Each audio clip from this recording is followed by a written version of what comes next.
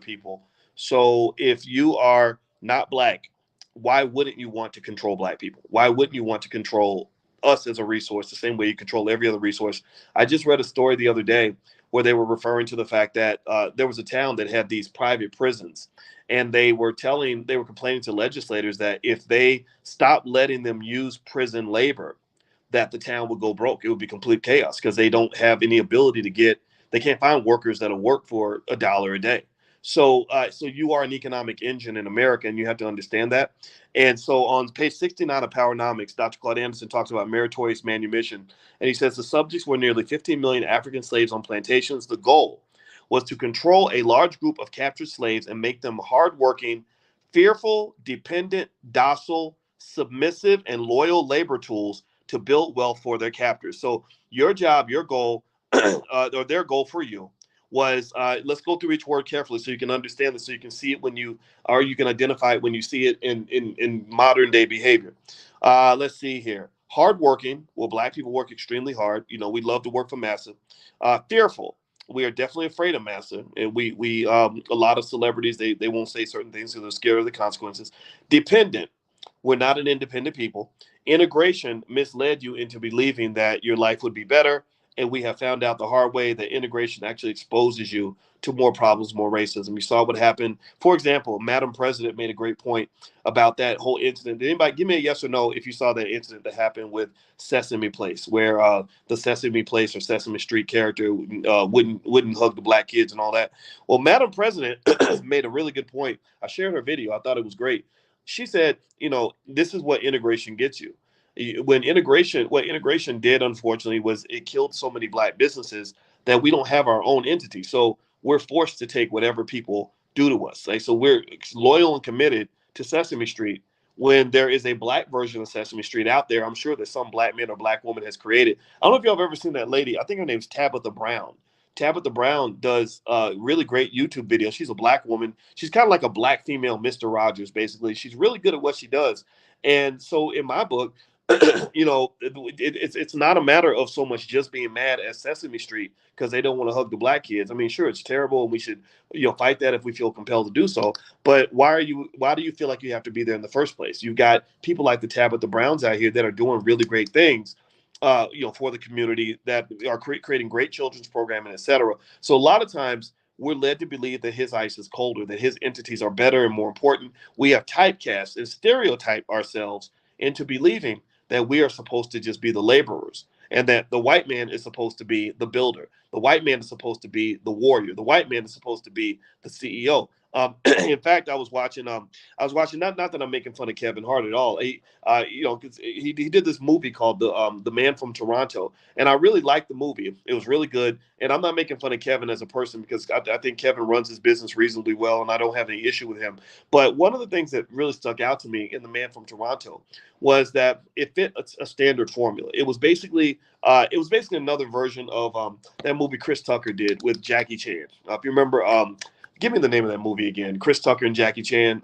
Rush Hour. Rush Hour. Yeah, so it was basically another Rush Hour. Effectively, you have the strong guy that can fight, that is brave and can kick ass, and then you've got the little sidekick, the black sidekick that's hilarious, a complete coward, really, and a bumbling idiot. And one of the things that's interesting to me is I've seen that played out so many times where the black character is presented to the world as the weak, bumbling idiot, right? We think that's great to see the black man that is scared to death. Anytime the bad guys come, he's running, he's screaming, he's crying like a little girl. He's comic relief. He makes everyone laugh. And then you have the serious guy that's actually getting things done. That's what Woody Harrelson played. Woody Harrelson was super competent. He was quick. He was smart. He was brave. He could kick everyone's butt. Kevin Hart was the one who sat around with dumb ideas, who was scared to death, who made everyone laugh. And the black man, typically, in my view, that's how we're typecast. We are typecast as the comic relief. And in fact, there was a Transformers movie. I think it was like the third one or the fourth one, where they literally leaned on that stereotype. They had Optimus Prime. If you watch Transformers movies, there's a character, Optimus Prime, who is all American. He's brave. He's the leader. He's the alpha. He's the alpha male. right? And he leads the group, and he's very competent and very smart. And then they had two characters that were clearly black. They spoke in like the kind of slang from the hood, and they were just kind of they sounded like two brothers, right? And they were literally the biggest idiots ever. And they were scared of everything, and they were completely weak. So the black man and the black woman in America, you've been typecast in certain ways. And the thing is that because these people make lots of money to play these roles, you see that as a sign of success. Like you're really almost like a hooker that makes a lot of money. So she feels that is as successful as somebody who makes money without taking her clothes off. But that's not the same. One's a prostitute, one isn't. Right. So ultimately, I just want you to kind of watch out for this because because generally speaking, a lot of public taste and culture is driven by the people that have the money. So if I go and I grab every bumbling idiot of a black man, every black man that's doped up, every black man that's ignorant as hell, every black man that's an embarrassment to the community, and I pay them lots of money, then what I'm doing is I'm setting a template and an example for young children. Young children grow up thinking, okay, I want to be the bumbling idiot because that's how I can get paid as a black man. And this is all connected to slavery. This is all connected to your meritorious manumission, Jimmy or Willie Lynch training. So it says that the goal was to control a large group of captured slaves, make them hardworking, fearful, dependent, docile, submissive, and loyal labor tools to build wealth for their captors. They control you. They get you to work hard. All the income you generate goes into someone else's pocket. So basically turning you into a pack of hookers. That's the simplest way I can explain it is pimping 101. A lot of capitalism can be explained with the pimp prostitute analogy. It's easy. We all understand that. The program was a system of dehumanizing and physiological conditioning using elementary principles of physical, emotional, and intellectual deprivation. So you keep them stupid, you keep them emotionally deprived, you put them in lots of physical pain, conducted by slave masters with the equivalent of a third to fourth grade education. Procedure: transported into hostile lands, made a minority, and totally dependent, totally deprived of family, hope, and basic necessities, rewarded for identifying with the slave master. So you torture them, you put them through hell, and then you say, hey, this can all go away if you just go along with the program. If you just do what we say, then you can have money in your pocket, you're going to be good, everything's going to be great. So obviously that's the incentive that's created for you.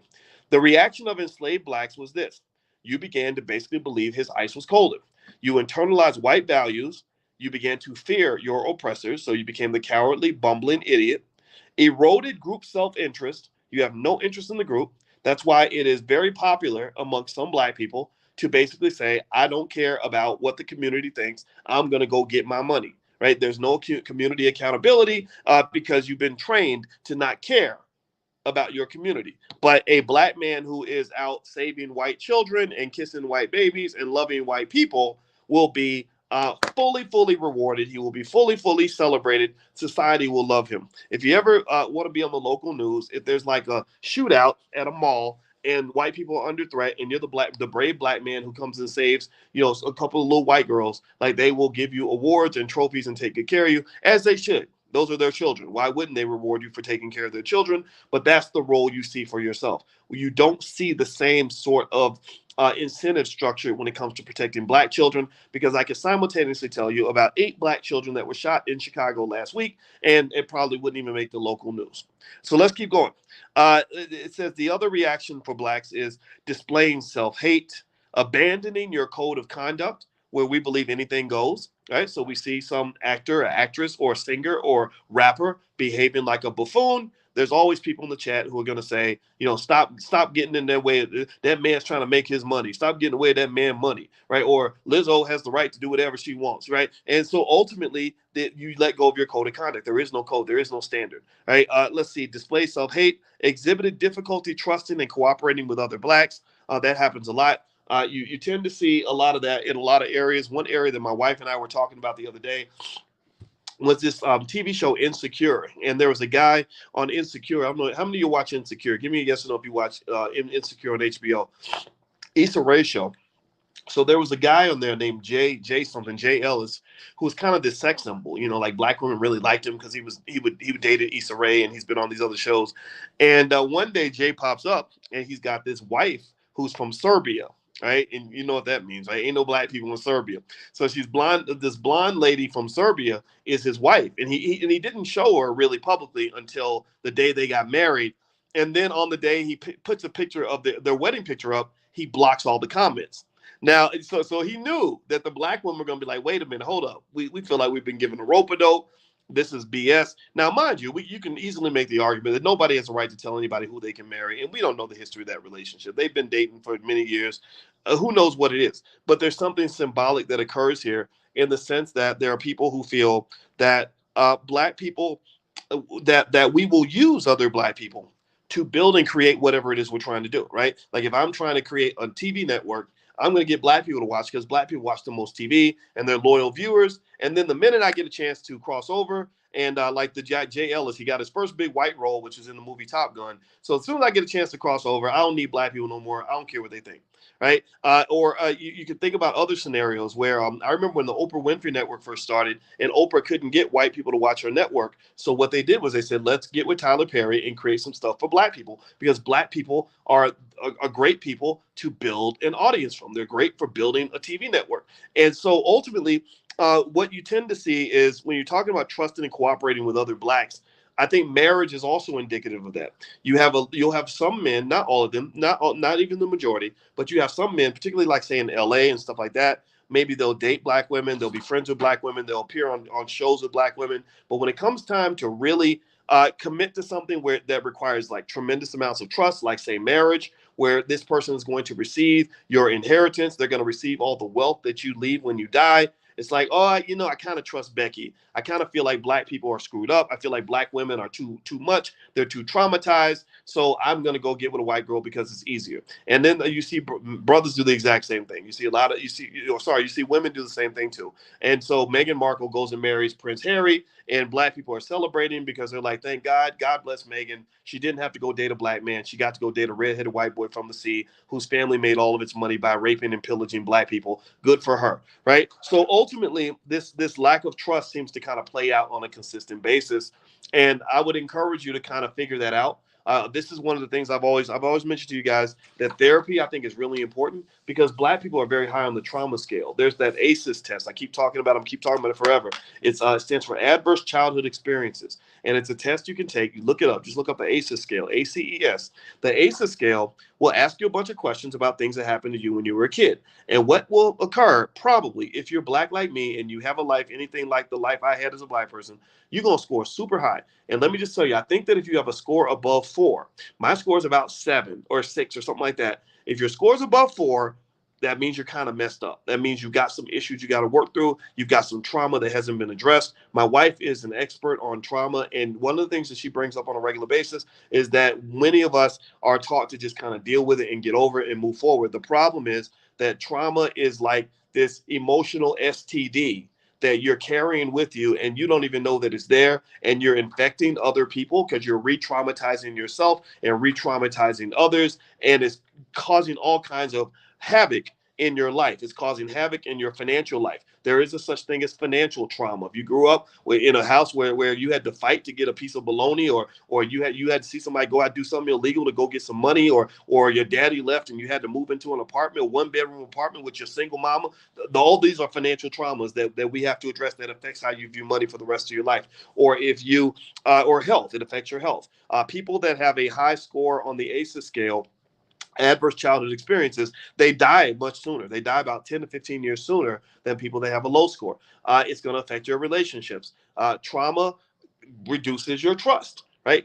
I'm thinking about this. I mean, you think about a traumatized puppy. A traumatized puppy ain't gonna trust nobody. He's gonna bite everything that comes near him. It's gonna be very hard to earn his trust. It's gonna be very easy to trigger him and cause him to lose the trust. So if you have a traumatized pit bull that is around your kids, that pit bull might be trained and friendly for a while, but one day if something happens, somebody moves too fast, the dog might get re-triggered and end up biting your baby in the leg, right? So ultimately, many of us go through life like the traumatized pit bull. We say we can trust, like, oh, I can trust as long as you don't mess up.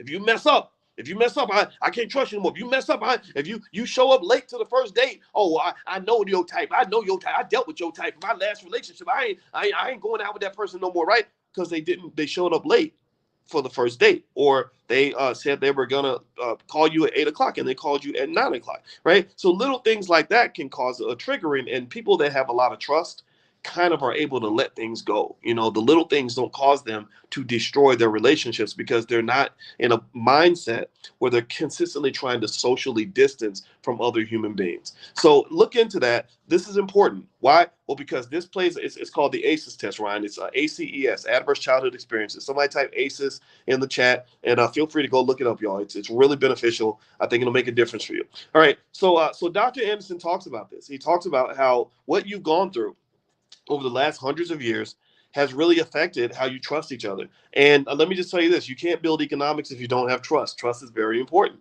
And so he says here that basically you can be brainwashed from life for this. On page 70, which I'm not going to read, he talks about Korean POWs and how they controlled the minds of those POWs and how that fits exactly what they do with black folks. Okay, exactly the same thing. All right, now some of you are asking about the financial flashcards. Yeah, we were out of financial flashcards for a while. We sold out. We do have some in stock. So if you want to get some flashcards for your kids, we have financial flashcards and also entrepreneurship flashcards. You can go to financialflashcards.com. That's financialflashcards.com. Also, if you want to know about the Black Wealth Builder Summit that's happening in the 29th, from the 29th to the 31st with Herb Strather in Detroit, you can go to boycewatkins.com. The information is there. Alicia's speed dating information in Atlanta is also at boycewatkins.com. And then also, if you want to come out to the Philly thing with the NASCAR drivers, that I'm gonna be driving a car. I don't know how to race NASCAR drivers. I don't know how that's going to end. But anyway, if you want to come out for that, that's also on boycewatkins.com. So all that stuff is there. And of course, George Fraser has the Power Networking Conference coming up in August. So I'll tell you guys about that more later. All right, so let's talk about social integration. Dr. Anderson does a wonderful job of explaining how social integration was really disintegration. And I think that this particular section of the book, page 71, is really essential given that what Madam President did this week. Madam President did a really good job of highlighting the fact that that whole abuse thing with the Sesame Street characters, part of the reason these abuses occur is because we don't have anywhere to go, right? We don't have institutions. We see white folks, again, because we typecast ourselves as the bumbling, incompetent, cowardly idiot. We see the white man as the big, strong, brave leader, the alpha that's going to go out and create the things that we need. He's going to create the corporation. I'm going to show up and get a job, right? And that scene is kind of like the best I can ever do. So social integration is disintegration. That's what Dr. Anderson says. He says, throughout the centuries, social engineering, especially integration, has led blacks to destroy their own group solidarity. Social integration reinforced the practice and destroyed black communities and the sense of community. Increasingly, blacks are viewing social integration in America as a failure. It is a form of tokenism. It has given black Americans limited access to resources and institutions within mainstream society. So, limited access to resources. Now, let me give an example in my real life of when integration did not work well for me. Whenever you integrate with a dominant party, you're at risk of getting screwed. You just are. It doesn't matter the situation. White folks had a lot of power. We integrated with them. So you're not really going to have a lot of power in that situation. And they know that. Powerful people know who has the power and who doesn't. So if I make a deal with a mafia boss and we make an agreement that he's going to get 30% of my profits and I go along with that, well, then he might come along and say, well, I think I want 40%. And I could say, well, that's not right because we had an agreement. Well, what am I going to do? What can I do to enforce that agreement? There's nothing. I don't have the guns that he has. I don't have the gangsters that he has. I shouldn't have been doing business with him in the first place because he's going to always keep renegotiating until I have nothing left. So ain't no bigger gangster in the history of this world than white folks in America. I'm not saying all white people are evil. I got white neighbors that are the most wonderful people ever. If you're white, don't think I'm talking about you. I'm not talking bad about you. I'm talking about the culture. I'm talking about that Eurocentric culture. Ain't no bigger gangster, ain't no bigger thugs than what came across the ocean from England. So, and Spain and all these other countries. So here's the deal. When you're talking about integration, you got to really sort of look at it in that way. Integration was not just disintegration. It was actually just domination. They dominated you. So I remember, let me give you an example in my own life where integration did not work well for me. When I was 7, I used to go to church every Sunday. I went to this evangelist church. It was called Evangel, literally. And they used to have these contests where you would recite or memorize Bible verses, and you would get like prizes if you could recite the Bible verse. So I loved it, right? If you get like a free Hershey bar or a pumpkin pie, stuff like that. I know I don't even read the Bible, but I remember a lot of the books of the New Testament. Galatians, Ephesians, Philippians, Colossians, and I can't remember the whole thing, but Matthew, Mark, Luke, John, Galatians, Ephesians, Philippians, Colossians. Is that right? I can't. I see. It's gone now, but I had all that stuff memorized. So because I won the contest, they they gave me something that was like a little kid's dream. They had a big old jar of pennies, and they said, because you won, you can put your hand in the jar and grab as many pennies as you could grab. That was a big deal when you're 7, man. I mean, I'm about to get paid up in here, right? So I'm getting ready, stretching my hands, ready to hop in. I had this friend. His name was Warren. So, Warren, if you're listening, I just want to say you can kiss my whole entire ass because I remember what you did to me when I was 7. See, and we all need therapy. So, let me tell you what Warren did. Warren said, hey, why don't you let me grab the pennies for you, and then we can split the money. And of course, my little 7-year-old spidey senses, I'm like, I don't know if I trust you with my money like that, right? And but Warren said, no, I'll give you your money, I promise. And my hands are bigger because Warren was like 10, right? That's like a grown up when you're 7, right? So Warren had these big, what I thought were like some big grown man hands at 10 years old. And I had these little 7-year-old hands. So I'm sitting there thinking like, okay, maybe this is going to work. Maybe if I integrate with partner with Warren, that's all integration is. All integration is like a business partnership. So he was proposing a partnership. Let me use my hand to grab the pennies. I'll grab more pennies and then we'll both have more money. Sounds good on the surface. Well, you can probably guess how this story ended. Let me tell you what Warren did. So I went ahead and let Warren reach into take my job and go grab the pennies out of the penny jar. And next thing you know, I'm looking for Warren. I'm like, hey Warren, where's my half of the money? How much did we get? Warren's like, I don't know what you're talking about. Literally, I'm fired up. I'm 7. No, I can't whoop a 10-year-old. I go to his house. I knock on the door. Hey, Warren, where's my penny? Where's my money at? Warren never paid me because Warren knew he didn't have to pay me. He knew that he was 10, I was 7, and he could whoop my little black ass in 3 seconds flat. And I had no ability to enforce the agreement that me and Warren had made. Why? Well, because I made the mistake of integrating with a more dominant party, generally integrating with somebody who really couldn't be trusted. But even then, if I was going to do something like that, I would have been better off doing it with a cousin or an uncle or somebody that actually cared about me. I don't know. I don't know how that could have worked out differently. But in that particular situation, that makes me think about how integration worked out for Black folks. You signed these Jackie Robinson type deals where they basically say, hey, come and hang out with us and your life will be better. The streets will be paved with gold. Look at your little raggedy businesses and look at what we've got. Your insurance companies are worth 2 million. Ours are worth 100 million. Right. So you're thinking like, okay, this is cool. This is great stuff. They got the nicest neighborhoods. They got the best schools. They got the biggest banks. They got the most money. Well, we're going to integrate with all of that. So then you integrate and you let go of everything that you have. You let go of your businesses. You let go of your schools. You let go of your communities and you move into their space. And then they say, okay, all right, nigga, go work in the basement. Or, yeah, we're not really, yeah, we know what we said we do, but you should just be happy to have a job. So stop all that complaining because you ain't got nothing. You have no ability to enforce any of the promises that you think we made to you. And also on top of that, you created a whole community of marginalized Black people who now have nowhere to go because your community has no institutions. There's no space for mediocre Black people. There's only room for exceptional Negroes. You got to be in that top 2% for them to have any interest in you. If you're not in that top 2, 3, 4, 5%, then you're going to be doing whatever. Only God knows what. That's why you got so many of your promising Black men sitting on the corner with nothing to do and nowhere to go because they don't have institutions. So social integration was a failed policy. It did not benefit Black people. It had a tremendous benefit for white people. White people's wealth went way up because they now had Black people who could become consumers for their products. They have black people that they can make money from by putting your kids in these horrible inferior schools.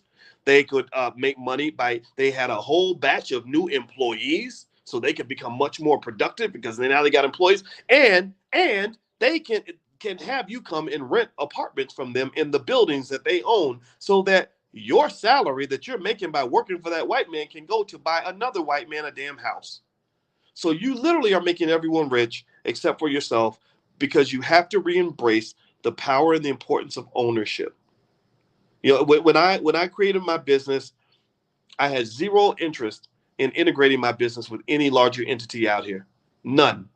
None. I don't care. I've had people with, billion-dollar entities that have approached me and said, "Wow, what you got going on online is really good, Dr. Watkins, and I'd love to find a way that we can partner and I can, do blah blah blah blah." I'm like, "Yeah, but that doesn't work. Sorry, I'm not interested. I'll talk to you. Maybe there's a synergy, but for the most part, it probably won't work, especially if you're trying to own what I have. No, I'd rather just own and control this, and it ain't got to be the biggest and the brightest and the baddest, but it's mine, and we make the rules over here. The buck stops with us. We are at the top of the food chain. You have to have a space, black people. Just understand what I'm saying here.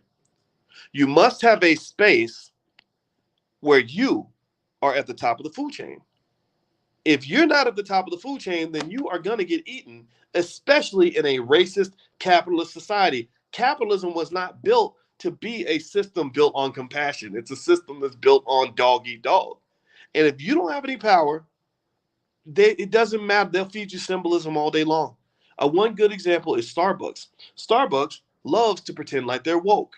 Starbucks loves to talk about the environment and racism and tolerance and LGBT, and they love to pretend to be this super woke, super liberal corporation until their employees started saying, "Well, why don't you let us form a union?"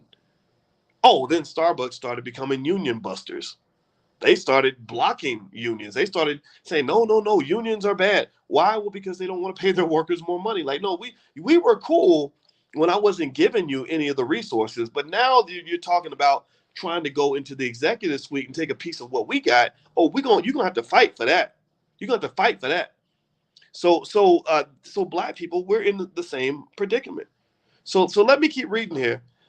It gave so basically, Dr. Anderson says integration has given Black Americans limited access to resources and institutions within mainstream society. It gave with one hand and took back with the other hand. Blacks now own and control less than they did in 1954 before the integration process began. Blacks gave up their own businesses, educational institutions, political leadership, culture, and quasi communities. By comparison, approximately 90% of all the Asians, Arabs, and Hispanics in America immigrated within the last 30 years, following the end of the Black Civil Rights Movement, and have economically surpassed Blacks. Each group owns and controls more income, wealth, and businesses than 99% of Black Americans who have been in America for centuries. The civil rights movement and social integration opened the nation's doors of wealth and power to everyone except Black people. Once the majority society consented to integrate Blacks, whites began a scorched earth policy, intentionally destroying large urban cities and abandoning them and cannibalizing their industries, businesses, and other wealth producing entities. That's how Detroit ended up with all those black people, and damn near all your cities either owned by an Arab or a Dan Gilbert. That Dan Gilbert is the white guy who owned the Cleveland Browns or Cleveland Cavaliers, who wrote that runaway slave letter to LeBron. Y'all remember that when LeBron tried to go to Miami? He wrote that letter basically saying, "You ungrateful Negro, what's wrong with you?" He literally wrote that letter as if he owned LeBron. And so this guy owns a big chunk of the city of Detroit. And you don't own much of anything. Well, why is that? Well, the question is, what is your culture? When kids, you ask children, what is it that you desire most in the world? What is it that you really want to do? You really want to be? I don't know.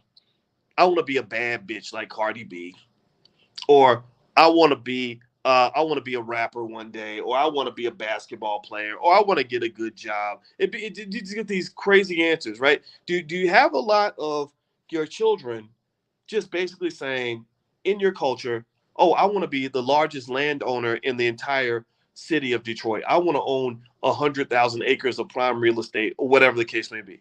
Or do you have your kids saying, "Oh, I want to own as many businesses as possible"? Do you have kids saying, "I want to own assets. I want to own stock"? I want to have wealth. Is that conversation prevalent, or do you have conversations where kids say, "Oh, I really I want to get a new iPhone and a pair of Jordans because I'm going to be lit when I go back to school"? Where's your culture? If you're not aiming for the target, then guess what? You're not going to hit the target. You don't become wealthy and powerful by accident. It takes a tremendous amount of intentionality to create wealthy, powerful children. So, what are we intentionally creating? What are they thinking about on a daily basis? What is their greatest passion?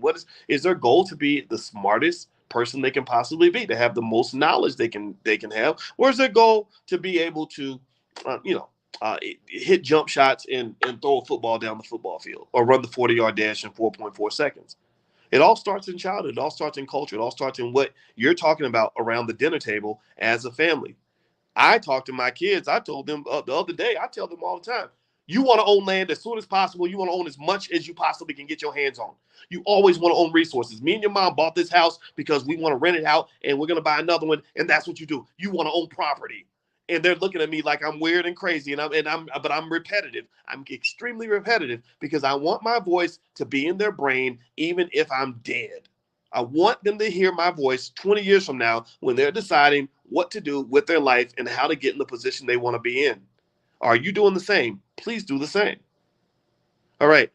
So sweet great mom says hello from Philly. Hey, what's going on? I'm actually going to be in Philly this weekend. I mentioned to you guys earlier. I'm participating in that Urban Youth Racing School.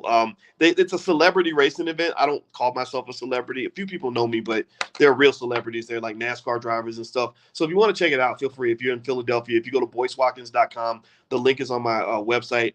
Also, Alicia's speed dating event in Atlanta is tomorrow, July 22nd. So if you want to go there, just go to boycewatkins.com. The link there for that is there too. And pretty much everything you want to know about what we have going on. So feel free to go to boycewatkins.com. And also don't forget that tomorrow, if you haven't gotten the link for tomorrow's class on generating income from stock options, make sure you log in. You can log in at drboyceprime.com, drboyceprime.com. Prime stands for Passive Recurring Income Machine. If you log in there, you can actually get the Zoom code. So remember, the Zoom code changes every week. If you haven't gotten your code, go ahead and get it and register. And tomorrow night, we're going to actually dig in and start selling some options. This is a great stock market, by the way. The market is starting to show signs that it may have bottomed. You've seen a ton of money being made this past week. There are many experts who actually think that this could continue. Okay. So I don't want you to miss out on this. I want you to have financial consciousness. I want you to be financially woke. So I want you to pay attention to what's going on there. Now, Nasia says, can book club members get a discount? Yeah, you can get a discount on anything. Actually, if you use the code word Dr. Boyce, Dr. Boyce, you can get 20% off anything in the Black Business School. So Dr. Boyce, Dr. Boyce, all one word. Just when you sign in, just add that code in there and it'll take 20% off anything that you want to sign up for in the Black Business School. All right. So let me keep going here. So, okay. So Dr. Anderson on page 71 of Powernomics, which you can get a copy of powernomics.com. He says, once the majority society consented to integrate blacks, whites began a scorched earth policy destroying large urban cities, etc. Whites frequently complain that blacks are too race conscious. In fact, their inappropriate behavior patterns indicate that they have not been race conscious.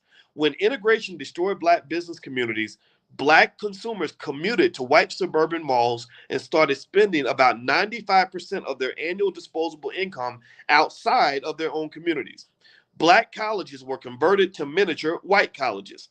Blacks seeking education, jobs, homes, and leadership were forced to turn to the majority white society. So when you talk about any HBCU that brags about how many black people they put into the labor market and how many jobs their students are getting, they probably they need to pivot a little bit. Stop bragging about how many slaves you created for corporate America. We know you're creating good corporate slaves. We're the hardest working people out here. That's been established. Start bragging about how many millionaire, billionaire CEOs came out of your school, because those are the people that are going to fund your damn school.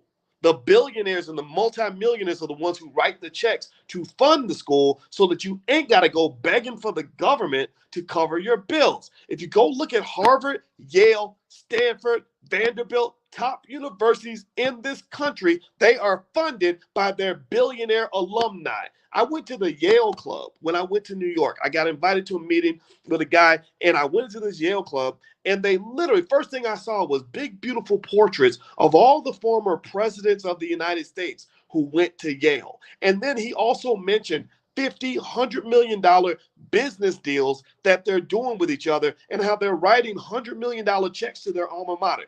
You can't write $100 million check when you got a damn job. Employees can't write $50 million checks. Business owners can. So how many business owners are you creating? Is this a fundamental aspect of the infrastructure of your institution? If I'm creating Boyce Watkins University tomorrow, which really that's kind of what the Black Business School is, right? So if I'm creating Boyce Watkins University and your child's going to that school, I'm going to make sure every single child knows how to start a business as a means to their own economic survival. There would not be one person coming through my school who has to go through life in fear of losing a job. If you know how to create a job, then you have no fear of losing a job. It's like if I know how to hunt and fish and cook food, I don't got no fear of the restaurant shutting down. I ain't worried about what happens at the grocery store. I'm not worried about whether this man or that man feeds me because I know I can feed myself. So the fundamental question Black people must ask ourselves at the end of the day is, can you feed yourself? If you go to bed every night having cold sweats and complete fear of what that man's going to do to you, then you know the answer to that question already. But just know that a better answer is out there. You just have to train yourself to want to go look for it. I don't care who you are, where you come from, what your experience is. Freedom is for everybody. Freedom improves the happiness of everybody. Slavery is, I can't imagine anybody who would rather be a slave than rather be free, especially when your slave master is somebody who does not love you. So when I talk to my kids, I'm gonna end on this point, and then I'm gonna let you guys go. I'm about to go spend time with my daughter, and we talk about freedom all the time. By the way, I'm not just talking to you guys about this. This is what I talk to my kids about. So when I talk to my kids about what they're going to do with their life and how, what career they want to have and all that, we don't even talk about jobs. I say jobs are something you do if you absolutely have to and you have no other way to survive. We talk about the creation of capital. I said, if you got a capital base, you ain't got to work for nobody and you're free to do whatever the hell you want. My youngest daughter wants to do hoity-toity stuff. She says, I want to grow up and be a dancer in Paris. And some people were like, well, how can you afford to be a dancer in Paris? Ain't nobody going to pay you to just go dance in Paris. Ain't nobody got to pay her to dance in Paris, because if we build a capital base for her where she's able to generate enough income from her investments to live off of, then she can go to Paris and be a dancer, and she's not going to trip out because she can't pay the rent. Do you understand? So the reality is that I really want you to think outside of that box. I want you to grow mentally. All of us are already in that path. I want to encourage you to keep doing that. I want you to sort of understand just the difference between what it looks like when you are the boss of your life versus when somebody else is the boss of your life. So your goal is not to find the best boss you can find. The goal is to kill the boss and become the boss yourself. And if you collaborate with others, I work all the time with other people on projects where sometimes they're the boss, sometimes I'm the boss. So I don't mind them leading the project. I can follow as well as I can lead. But believe me, there's not a single business deal I'm involved with right now where I'm not in a position where I could say, I'm done, I'm out, I'll see you later. There's not one single thing I'm involved with that I cannot walk away from. So I want you to be in a position like that. I want you to aim for that for yourself. And then I really want you to prepare that for your children, because that's going to give them that freedom that they talk about. Everybody always talk about freedom. You get freedom because you got civil rights. Man, to hell with that. Ain't no civil rights ever been made that really gives you no freedom. It might keep you out of jail. It might allow you to do a little bit of this, and a little bit of that. But if you have no resources in America, you really don't have any freedom. That literally is the country that you live in, and it's important to understand that and not get caught up in the fairy tale. Do we understand each other? Give me a yes in the chat if we understand each other, so I can end this conversation on a good note, because I got to go, and I'm going to go see my daughter right now, and we're going to be talking about these things. Actually, we talk about these things all the time, and I want you to love your children every way you can. The best way you can love them is to give them the knowledge that goes outside the box, and we'll put them in a position where they are truly empowered in their lives, okay? All right, guys. So a real quick reminder. Number one, if you want to check out the financial flashcards, you can go to financialflashcards.com. They just got in stock. They're really good. They're great in terms of training kids on wealth and stuff like that. That's financialflashcards.com. Number two, if you go to boycewatkins.com, if you want to come to speed dating in Atlanta tomorrow, the link is right there. It's drama-free speed dating. If you want to come to the Urban Youth Racing School event in Philadelphia, where we're going to have all the NASCAR drivers and everything racing, feel free to go to boycewatkins.com. The link is up there too. Third, Herb Strather and Gary Shelton, two guys in Detroit who've done over $1 billion worth of real estate deals, are co-hosting with the Black Business School the Black Wealth Summit in Detroit, July 29th through the 31st. That's going to be epic. It's going to be awesome. These guys are brilliant. I vouch for them all the way to the end of the road in terms of their experience and what they know how to do. Gary has actually advised people like Oprah and Michael Jordan and knows people like Warren Buffett. He's a bad boy. So if you want to join that event, just take a look. Just go to boycewatkins.com. The link is up there as well. That's where it's all going down. So that's the epicenter of all the things that are happening right now. Okay, guys. So I'm out of here. If you're going to be in the stock options class tomorrow, I will see you tomorrow. And those of you that are not in the class yet, you can actually everything's recorded, so you can watch all the recordings, and it's yours for life. So feel free to go to boycewatkins.com and look for that link as well. If you want to get a discount, use that code Dr. Boyce, all one word. That'll take 20% off. All right, guys. So have a wonderful day. God bless you. Thank you for listening. I love you, and I will see you all very, very soon. Take care. Bye-bye.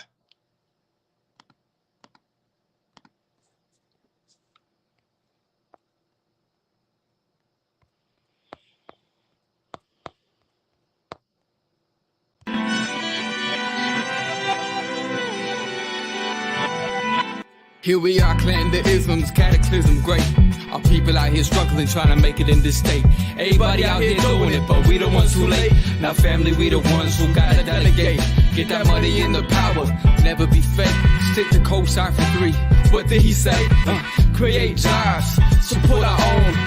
Educate the same and buy back your home. Got 3 degrees, triple 10. 3 PhDs, now we on the CNN. DBTV, let's talk about negligence. Ignorance is bliss, but we can turn it to intelligence. Believe none of what you hear, half of what you see. Let's break it down here on Dr. Boyce TV.